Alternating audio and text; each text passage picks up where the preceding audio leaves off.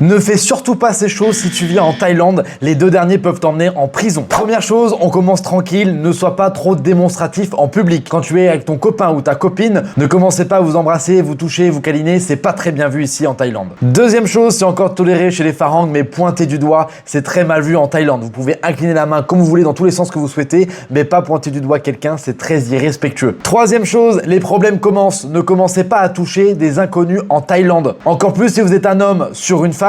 Et là, niveau max qui vous coûtera des problèmes, c'est toucher la tête de quelqu'un. C'est très mal vu et ça peut vous causer de gros problèmes ici. Donc ne faites surtout pas ça. Quatrième chose, pour nos râleurs français, ici en Thaïlande, on ne s'énerve pas en public. Quand on est énervé, on le montre pas, on le cache, on reste toujours sur un ton neutre. On parle, on discute, mais on ne monte pas le ton. Être énervé ou agressif ici ne vous apportera rien, uniquement des problèmes. Ça peut même finir au poste si vous commencez à faire un peu le fanfaron dans les rues pour X problèmes. Cinquième, notre boss final, on ne manque pas de respect au roi et à la famille royale. C'est vraiment la chose à ne pas faire ici. Que ce soit dans un temple, un lieu public, avec une caméra, en mettant sur les réseaux sociaux, se moquer du roi, de la famille royale, c'est extrêmement mal vu. Vous pouvez être poursuivi en justice. Vous pouvez même finir exclu du pays pour une période ou à vie. Il y a évidemment encore plus de restrictions, mais je vais pas faire non plus un top 50, mais ça reste toujours moins que la France, vous inquiétez pas. Mais si déjà vous respectez ces 5 points, vous serez déjà pas mal et vous esquiverez pas mal de problèmes.